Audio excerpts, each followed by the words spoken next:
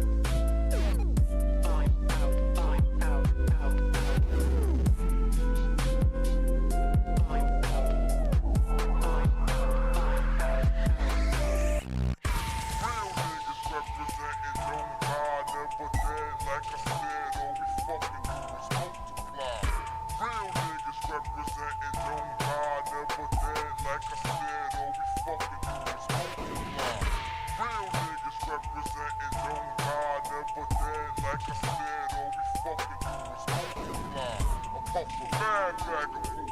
Niggas be like they on the shore. I'm gonna send it to real niggas representing no God, never dead.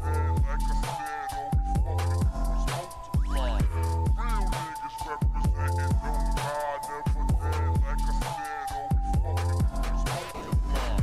Real niggas representing no God, never dead. Like I said, all we fucking do is multiply. I pump a bag bag of food.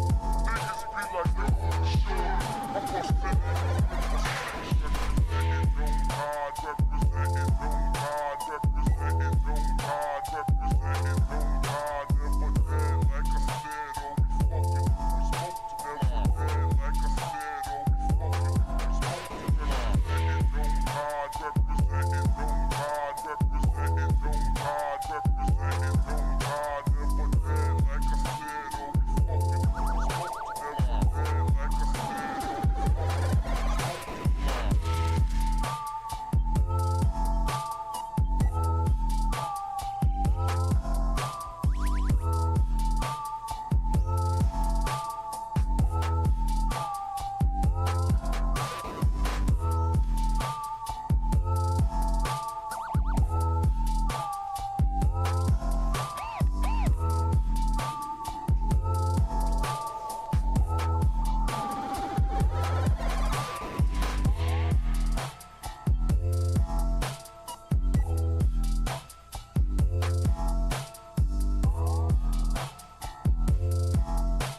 said, all we fucking do is Warning. Kush aliens are invading Earth.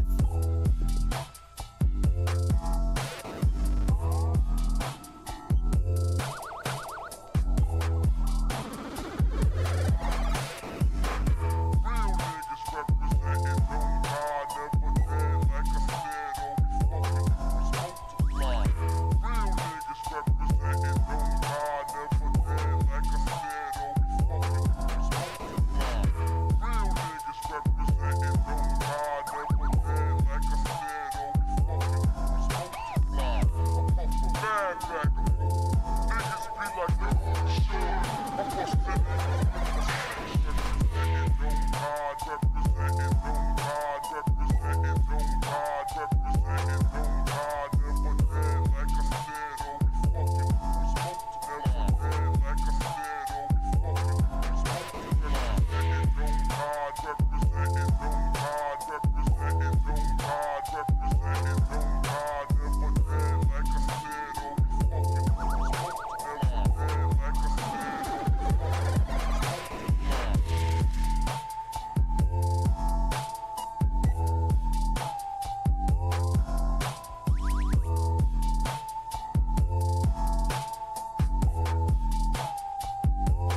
multiply. Representing no God, representing no God, representing no God, representing no God, never dead. Like I said,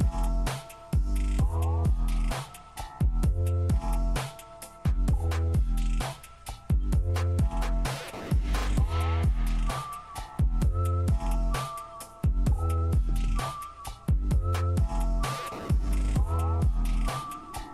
Never dead. Like I said, all we fucking do is multiply.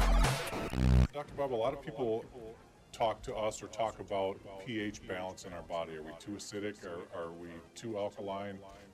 Does that really matter? How important is that for our body to be, right down the middle or one way or the other? I can tell you it's very important.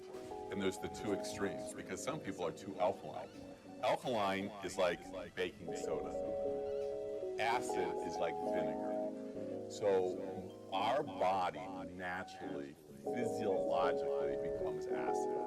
So our physiologic process is acid. Stress is acid.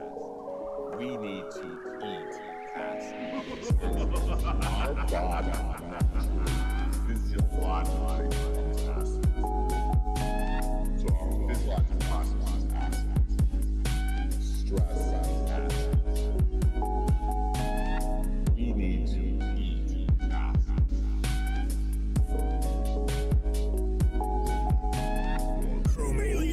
versus Kush aliens. Damn, Shroom aliens versus Kush aliens. The battle continues.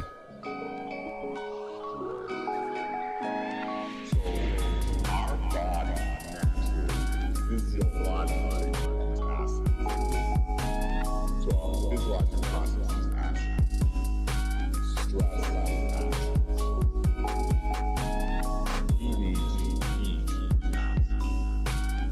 We need to eat acid. We need to eat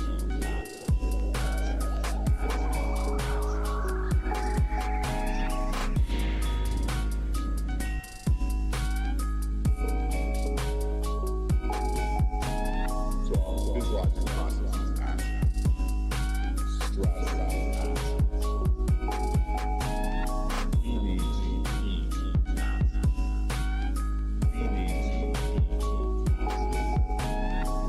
to eat acid.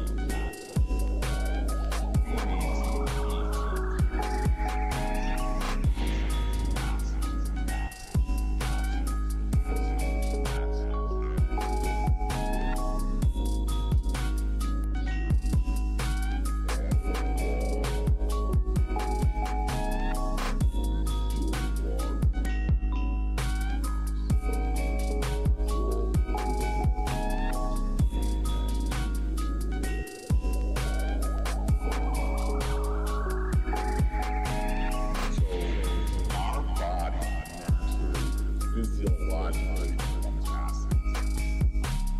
So our physiological process is acid. Stress is acid. We need to eat acid. We need to eat acid. We need to eat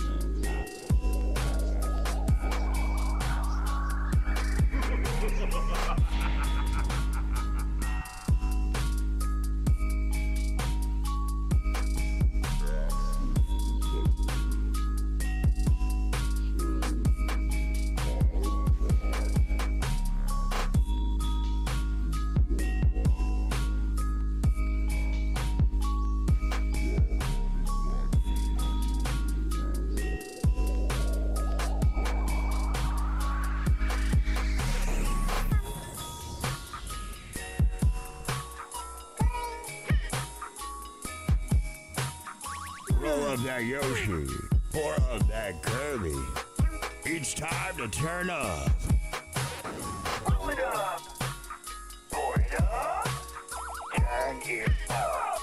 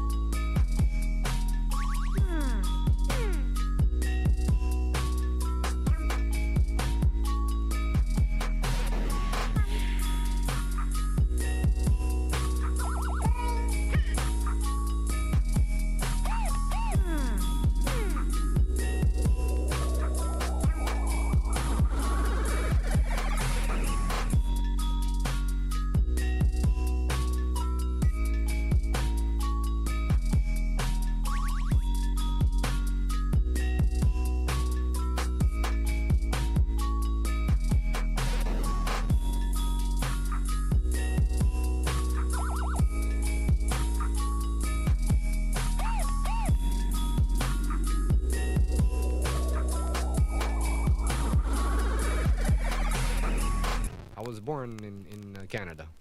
Ah.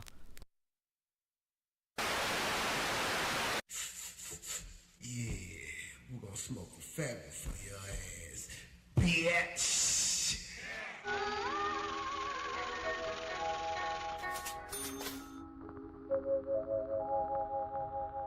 about what the fuck.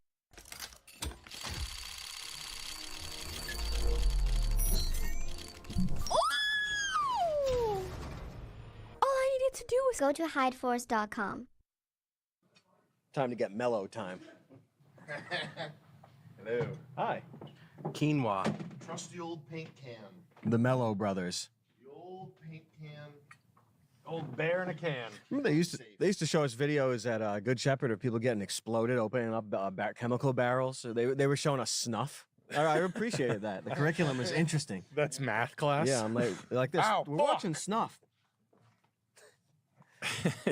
Real death. Yeah, they're like, and now it's like, listen, this is algebra. You're going to be going into this in 9th grade, but first, how's it going? Hey. Hey. Oh, yeah. We're just living it. Yeah. We're just painting the town black, pretty much. I'm going to paint the town white. It's time to paint the town white. Down brown. No, down brown. I was shopping. Oh. What have you guys been getting into? Working on this top secret project. Been going full bore on the old top secret project. The plane. Good. The plane. I'm building my own plane. I'm tired of flying other people's planes. It's annoying. I want my own, Nick. One plane goes right to Antarctica. It's made out of metal. Lightweight aluminum. Going all the way. 7075. Huge invisible gas tanks. They're flight paths that make no sense. South. Like flight paths that only make sense on a flat map. What? I'm going to Antarctica. South. You need to be a captain to talk about that. Are you a captain? You blow into a thing, you're sober, you're not allowed to be a captain. No matter what you say, no matter, are you a captain? Are you an astronaut? Oh, now I'm someone's daughter. Fuck you. I'm gonna get a flat earther on the Sam Hyde show. Nice. Fucking eyelids are they're inside out. What the hell? You've been flipping them a little bit of the allergies. You flipping to scare people. Remember when you could do that when you were a kid, flipping your eyelid? You got tattoos under. I remember when people used to do that. I didn't do that. No, I didn't know how to do It it. was So freaky. Get out of here. Upsetting to look at. That's the. Take it off, Chris. It's like seeing Hellraiser. Chris, do you know how to do that? No. No. I would Does anyone know how never. to do that? I think you just do it. I think you just do it. You have to I like. can't be around anybody doing that. What was the show that had on MTV that had hidden talent? Was it Singled Out or Double Dare?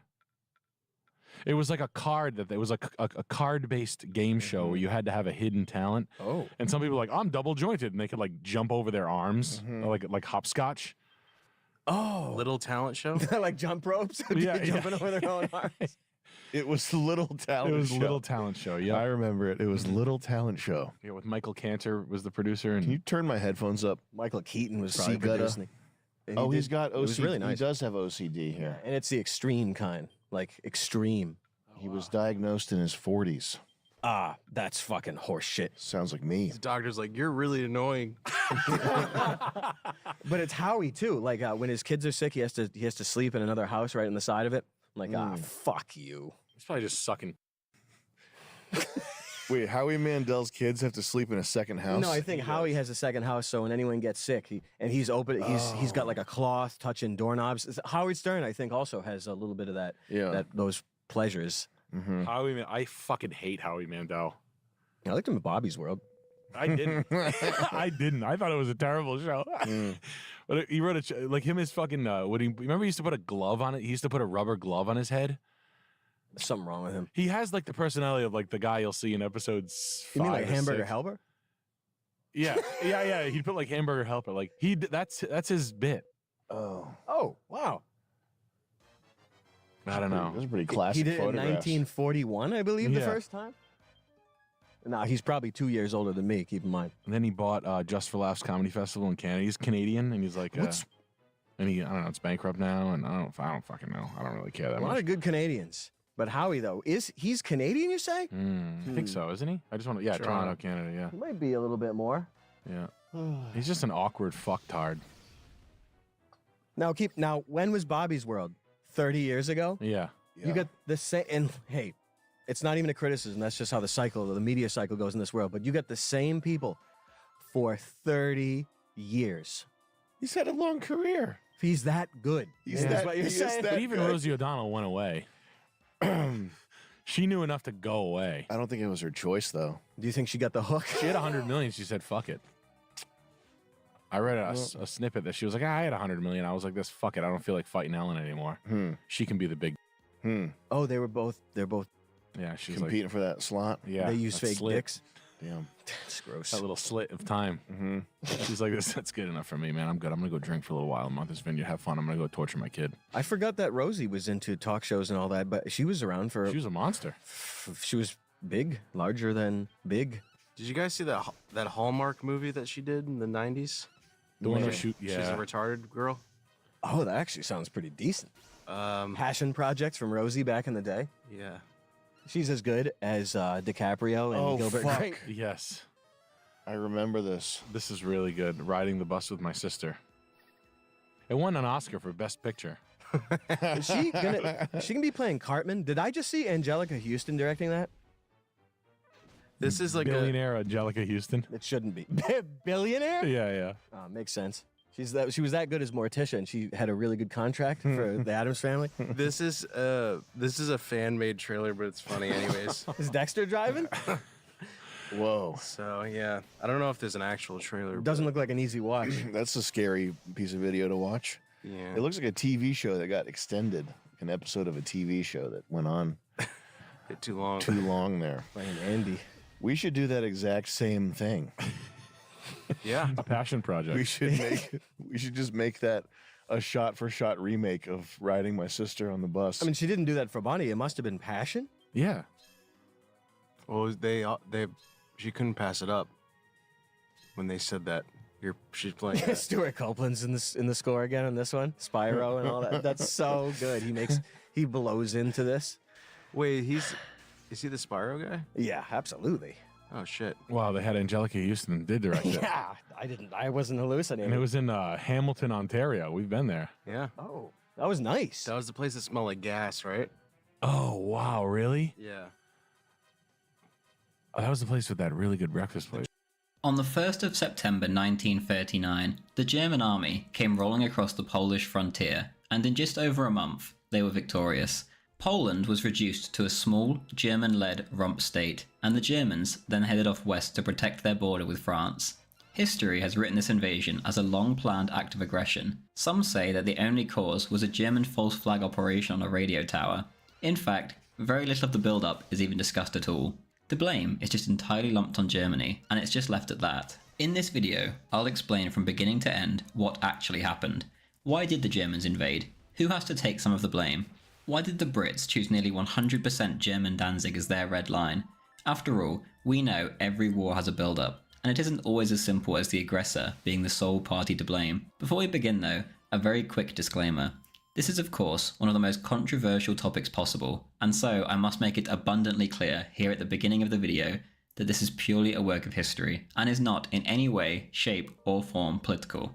If one side or the other appears to deserve more of the blame for the outbreak of the war than the traditional narrative states, then that is all I am saying. For example, if the English had a bigger hand in the lead up to the war than we are led to believe, then this does not mean that I condone German war crimes during the war itself. To equate the two things would be ridiculous, so please use common sense. Thank you. And finally, a huge thank you to my Patreon, Subscribestar and YouTube members who make these videos possible. YouTube is my full-time job, and by far the biggest contribution comes from those of you kind enough to subscribe on these sites, so I cannot thank you enough, as without these contributions I wouldn't be able to make these videos. If you do want to support the channel, join the Discord, or our weekly Hearts of Iron 4 games, then please do consider clicking one of the links in the description. Thank you.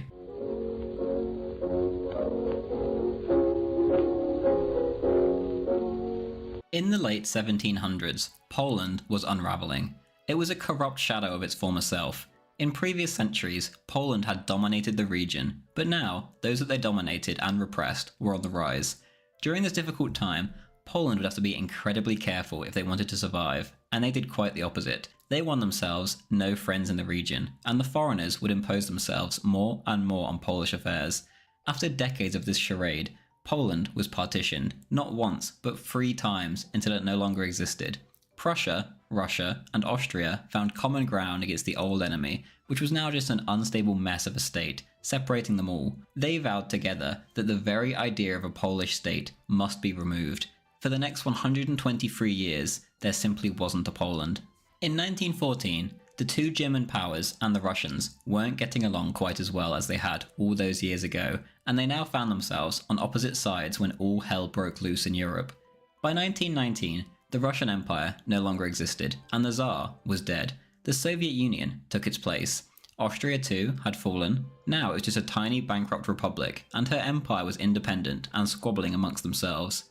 The German Empire had not collapsed, but had sued for peace when things began to go wrong. Now it was time for the victors to decide what the new frontiers of Europe's foremost continental superpower would look like going forwards. Item number 1 on the agenda was figuring out what to do in regards to the new Polish state that the Allies had promised to create. This was easier said than done, however. Margaret Macmillan writes in her book, Peacemakers, quote, "The rebirth of Poland was one of the great stories of the Paris Peace Conference. It also caused endless difficulties. The Commission on its borders had more meetings than any other at the conference. Should Poland's borders be drawn to punish Germany for past wrongs and its present defeat? Should there be a large Poland as a barrier against Bolshevism? What did it need for survival? Coal mines, iron, railways, a proper port on the Baltic?" Wilson had promised, in the 13th of his 14 points, that a reconstituted Poland should have free and secure access to the sea. Like so many of his points, the meaning was elastic. He talked too of giving Poland territory indisputably Polish. Finding territory that was indisputable in Central Europe was never easy. The Poles made matters worse by disagreeing among themselves over whether they wanted the borders from their widest extent in the past, or the Polish heartland, or perhaps a compromise between the two. And of course, the peacemakers were reaching out hundreds of miles from Paris to impose order on a protean world of shifting allegiances, civil wars, refugees and bandit gangs, where the collapse of old empires had left law and order, trade and communications in shreds." End quote. On the ground in Poland, there was only one man who could possibly navigate Poland through the lawlessness that prevailed in Eastern Europe, and this was Józef Pilsudski. Pilsudski was originally a socialist, as were many opponents of the Russian Empire. His overwhelming goal, however, was always Polish independence, which seemed like a pipe dream for most of his life. Now, with the collapse of those giants who had swallowed up Poland all those years ago, he would work his magic.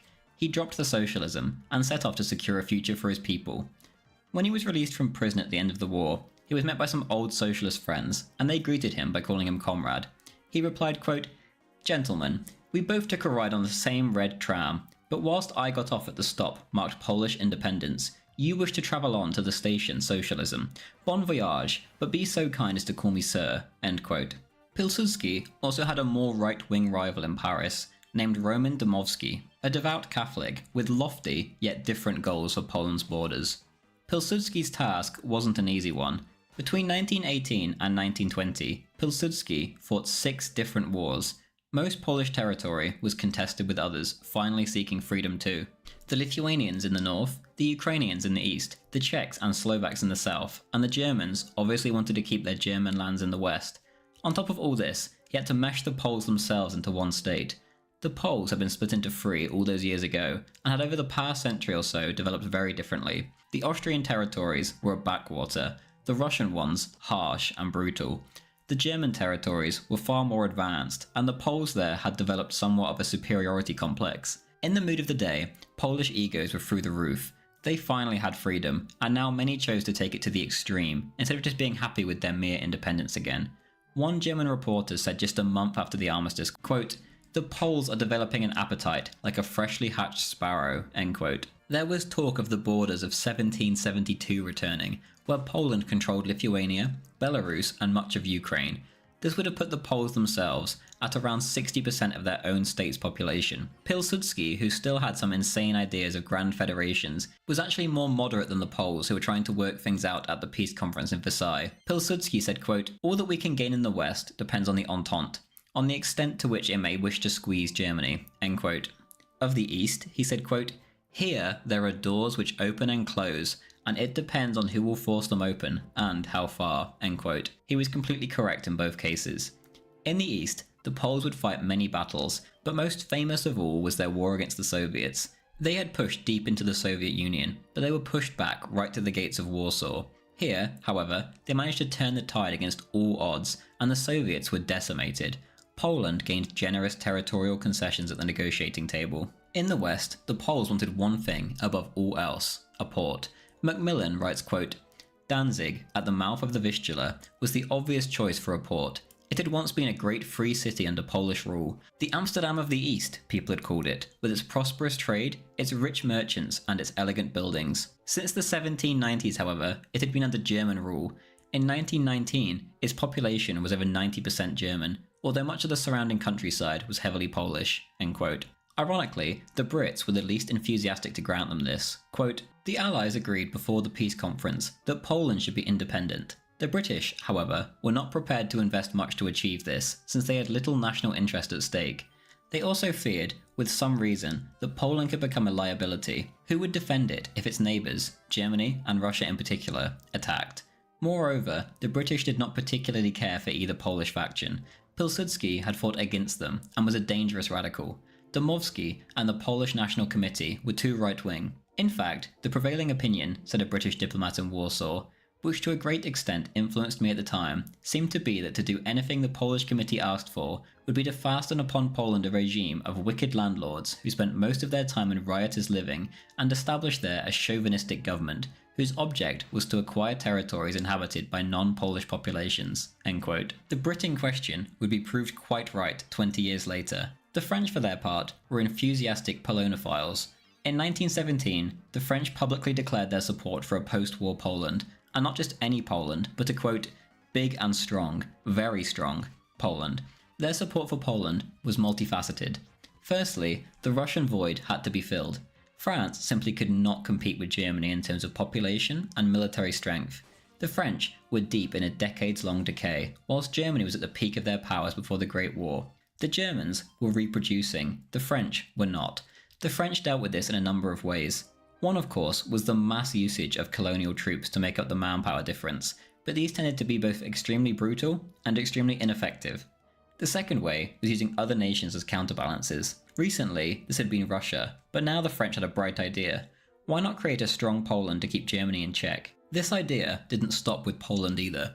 French policy for the next 2 decades would focus on building up the Czechs, the Yugoslavs, and the Romanians too, in order to surround and trap Germany. Poland also had other appeals to Frenchmen of all varieties. The story of Poland, rising from the ashes after a century in the wilderness, appealed to liberals, and the Poles' Catholicism appealed to the religious. Prime Minister Clemenceau had grown up around Polish exiles in France. Decades later, at the start of the Great War, the old man would write, quote, Poland will live again. One of the greatest crimes in history is going to be undone, end quote. The Americans sat somewhere in between the Brits and the French. There were 4 million Poles in the US, and tales of German repression against the Poles whipped up the American masses, much as the invasion of Belgium had in 1914. Wilson, however, found the Polish leaders ridiculous and far too big for their boots. Quote, I saw Dmowski and Paderewski in Washington, and I asked them to define Poland for me, as they understood it, and they presented me with a map in which they claimed a large part of the earth, end quote. The French seemed to hold far more sway with the Polish issue, however, and they were willing to make moves to get what they wanted. In early January 1919, Marshal Foch, the supreme Germanophobe, proposed sending the Polish army that had been in France at the end of the war back to Poland.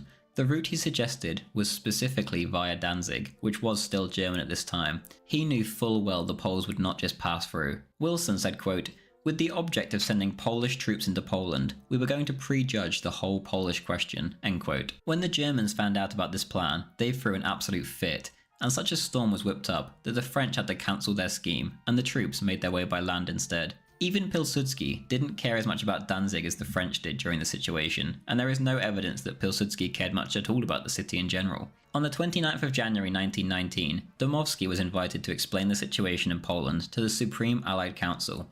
Here he, quote, took the opportunity to outline Poland's claims, or at least the ones he supported.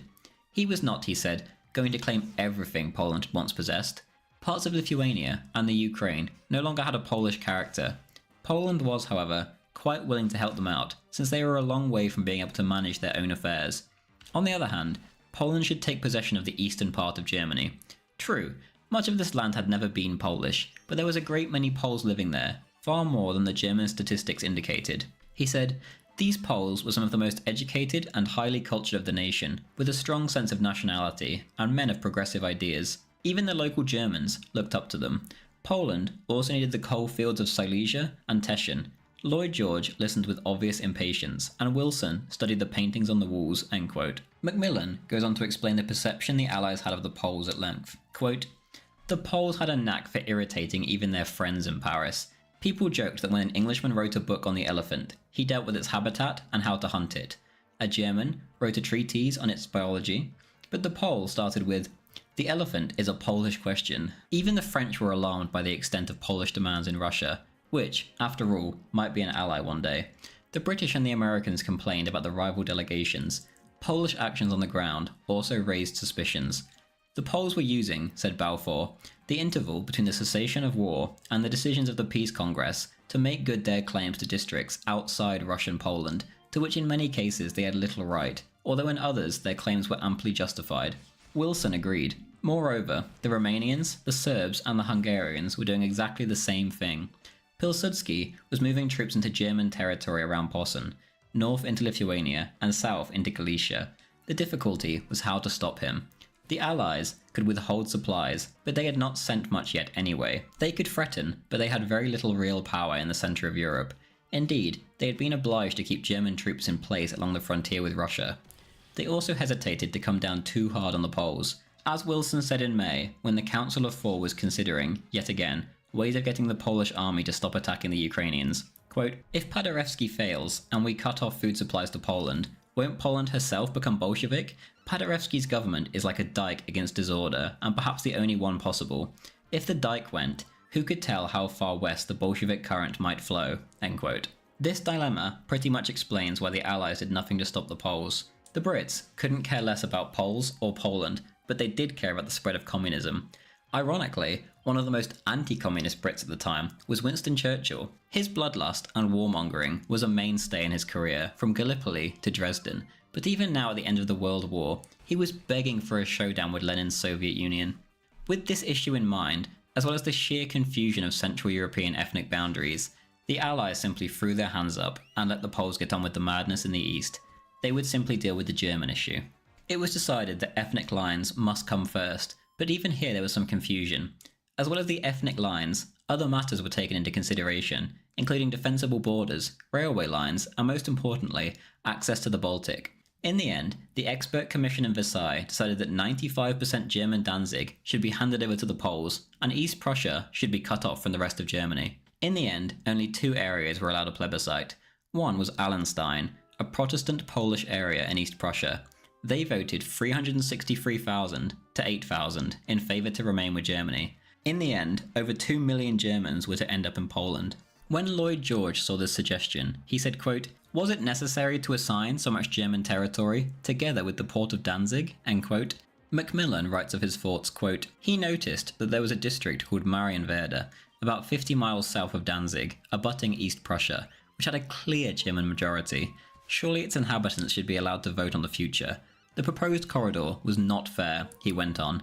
"Worse, it was dangerous. Germany might well decide not to sign such a treaty." He feared that this demand, added to many others which would have to be made on Germany, would produce deplorable results on German public opinion. The Allies should not run the risk of driving the country to such desperation that no government would dare to sign the terms. Were they not creating fresh Alsace-Lorraines and the seeds of future wars by leaving large numbers of Germans in Poland? The Poles, he added unkindly, did not have a high reputation as administrators. The Commission was told to reconsider its report. End quote.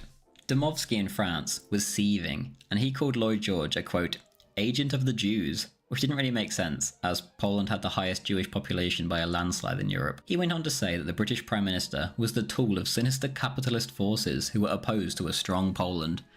The reality was that Lloyd George could see the reality which the Poles could not in their current euphoria. They were making a mountain of enemies. They had attacked almost all of their neighbours already, and now this treaty would undoubtedly enrage the Germans beyond belief. He felt the Polish state would not survive. He said in March, quote, "My conclusion is that we must not create a Poland alienated from the time of its birth by an unforgettable quarrel from its most civilized neighbour." End quote. Clemenceau replied to him, quote, "Let the Germans complain. We remember the children whipped for having prayed to God in Polish, peasants expropriated, driven from their lands to make room for occupants of the German race, end quote. Wilson entered the conversation fairly neutral, but he gradually began to see Lloyd George's viewpoint as the far more logical one. After the conversation, the two fobbed off Clemenceau and came to an agreement in a secret meeting between the two of them. Wilson said that if he gave Danzig directly to the Poles, he would have to give Fiume to the Italians, which he certainly didn't want. The two came up with a compromise. Allenstein would be allowed as plebiscite, like in the original plan, and officially, Danzig would be a free city, not directly annexed by Poland for appearance's sake. In reality, the Poles controlled Danzig's foreign policy, defence, customs, railway and postal services, so how free really was it? As a consolation to the Germans, Marienwerder did indeed get its plebiscite too, thanks purely to Lloyd George, and they voted 93% in favour of remaining with Germany. In order to persuade Clemenceau a week later, they really had to stretch the truth. Macmillan writes, quote, "On April the 1st, they persuaded a reluctant Clemenceau to agree. Lloyd George was reassuring. As Danzig's economic ties with Poland strengthened, its inhabitants would turn like sunflowers towards Warsaw, in the same way, he expected, as the inhabitants of the Tsar would eventually realise that their true interests lay with France and not Germany." The Poles were enraged when they heard this news. "Danzig is indispensable to Poland," said Paderewski, "which cannot breathe without its window on the sea." According to Clemenceau, who saw him privately, he wept. "Yes," said Wilson unsympathetically, "but you must take account of his sensitivity, which is very lively. The fact that our troublesome friend the Poles, as Wilson described them, were continuing to fight around Lvov, despite repeated calls from Paris for a ceasefire, did not help Poland's cause," end quote. As the Poles continued to be a menace in the east, Lloyd George punished them in the west. In the Silesian crisis, he thoroughly backed the German cause, and once again, the Germans could solely thank him for what they managed to hold on to from that situation. He claimed, as did the Germans, that without Upper Silesia, they would simply not have enough coal to support themselves and fulfill their treaty obligations. Others, apart from Lloyd George too, had serious reservations about giving the Poles so much German territory. The famous South African Jan Smuts was even harsher. Quote, "Poland was a historic failure, and always would be a failure, and in this treaty we were trying to reverse the verdict of history," end quote. He also said privately that putting Germans under Polish rule was as bad as handing them over to a lot of Kafirs, a derogatory South African term for the blacks there. He also said, quote, "You may strip Germany of her colonies, reduce her armaments to a mere police force, and her navy to that of a fifth-rate power. All the same, in the end, if she feels that she has been unjustly treated in the peace of 1919, she will find means of exacting retribution from her conquerors," end quote. Quote, "We cannot destroy Germany without destroying Europe. We cannot save Europe without the cooperation of Germany," end quote. Quote, "Under this treaty, Europe will know no peace," end quote. Other more moderate men, like Balfour, agreed that there must be more plebiscites, especially in Upper Silesia. The Poles protested to no end. They knew full well they would lose in most cases. Lloyd George replied sharply to Prime Minister Paderewski, quote, "Don't forget, your liberty was paid for with the blood of other peoples, and truly, if Poland, in these circumstances, should revolt against our decisions, she would be something quite other than we had hoped," end quote. In the end, the plebiscites were held in Silesia, and Danzig did end up as a free city. These tiny concessions, however, which were mostly just wrapped up to appear better to the Germans, didn't cut it. In Silesia, the mines were handed over to the Poles, even though the Germans retained the majority of the territory on paper, and in Danzig, the Germans knew full well how free this free city was. The treaty was signed, but the trouble had only just begun.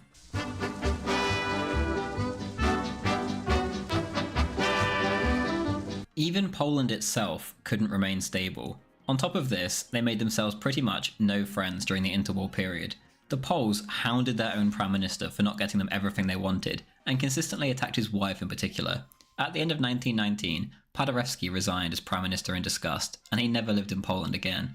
In 1926, Pilsudski seized power in a military coup, and he ran Poland along military lines until his death in 1935. Poland by this point was a mess of Poles, Lithuanians, Jews, Germans, Belarusians, Ukrainians, Czechs, and Slovakians. Pilsudski did his best to make sure the Jews, in particular, all 3 million of them, would come to no harm, as they were severely detested, perhaps even more so than they were in Germany.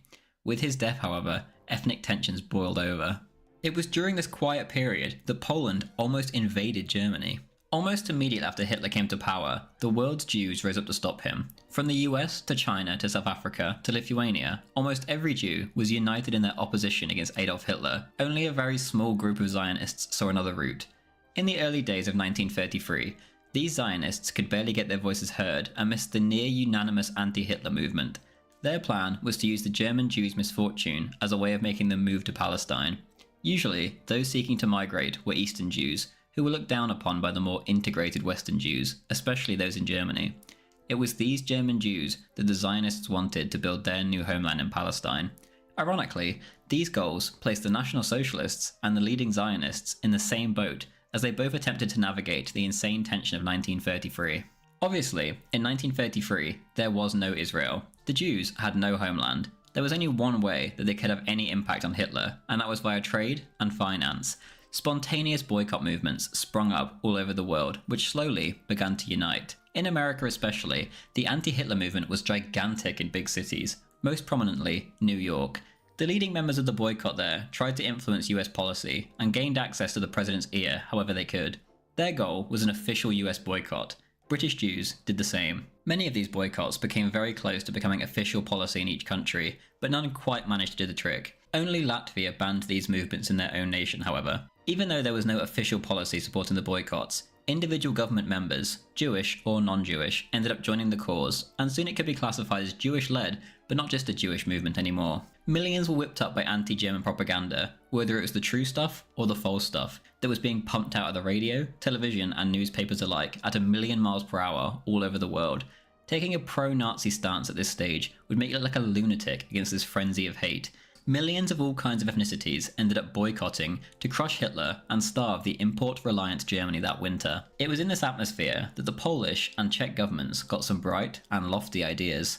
With the entire world against Germany, they could essentially do whatever they liked, and no one would stop them. The Germans, strangled by the Versailles Treaty, could not hope to possibly oppose them with their tiny army. All of the following quotes are from Edwin Black's book, The Transfer Agreement. Quote, "When the Nazis consolidated power in early March, Polish officials openly reinforced troop strength along the Polish corridor. This was in response to the Führer's bellicose threats to seize the Versailles-created territorial bridge. In late March, the anti-Nazi boycott helped push Poland from a heightened defensive posture to a near hysterical readiness to invade Germany. On April the 7th, von Neurath, Schacht, and other key officials briefed Hitler about the Reich's perilous condition in the wake of the accelerating anti-Nazi backlash. Emphasizing that various neighbours were actively contemplating a preventative war with Germany while she was still weak, von Neurath told Hitler, "The gravity of the dangers threatening us should not be underestimated." Foremost among the potential invaders was Poland, determined to preempt any territorial compromise. Other neighbours in the east, Romania, Yugoslavia, Hungary, Czechoslovakia, would have to be kept on friendly terms, principally through trade, to preclude any anti-German alliance with Poland. End quote. Other ministers reminded Hitler of what happened in 1923, when the Germans couldn't quite make a timber delivery as part of the Versailles Treaty. The French, knowing the Germans could not possibly oppose them, simply occupied the Ruhr, Germany's industrial heartland. Worst of all, they used colonial troops, who went on a spree of sexual crimes against the local population. Germans could only watch on helplessly as their women were treated in this manner. In 1932, Chancellor Brüning told a newspaper that Germany would consider stopping all reparations, and the French immediately mobilised for an invasion. Now it seemed that the French were getting ideas once again. Edwin Black continues on to write, quote, "The situation deteriorated rapidly. On April the 12th, German Ambassador Moltke in Warsaw reported that the anti-Nazi boycott was inciting the Polish people and their leaders to military edginess. Everywhere the slogan is, destruction of everything in Poland, which is still German, and boycott of everything which comes from Germany," wrote a distressed Moltke. Everywhere straw men labelled Hitler were being burnt. He added that the Polish government's open support for the boycott against German goods as legitimate and useful was incontestable. Moreover, reported Moltke, the Polish foreign minister had warned him that any retaliation against Polish Jews or any others of Polish extraction living in Germany would be met with dangerous Polish countermeasures, the consequences of which were unforeseeable. On April the 22nd, German ambassador to Italy, Ulrich von Hassel, reported worse news from Rome. In a one-sentence telegram, Hassel relayed highly reliable information from circles close to Czech President Thomas Masaryk that Prague was planning to support Polish intentions of preventative military action at the German eastern border. No longer confined to preemptively occupying demilitarized zones in the Polish corridor, Poland's military threat now included an actual invasion of Germany proper, and as feared, Czechoslovakia was primed to join her. Von Neurath passed Hassel's telegram directly to President von Hindenburg. End quote. Since war was inevitable, Polish leaders were convinced that they should conquer the East Prussian region of Germany at once, while Germany was still weak and unarmed. The arguments against such a preemptive invasion were Poland's exaggerated fears of non-existent German weapon stockpiling, the financial cost, and Poland's doubts about her own military capability. In balancing the pros and cons, Moltke concluded that the chances of an invasion were even. In an attached memo, Moltke listed proof that Poland was readying should the decision to invade be affirmed. Poland's war industry had increased production 100% since Hitler took office, placing large orders for aeroplane engines, munitions, field kitchens,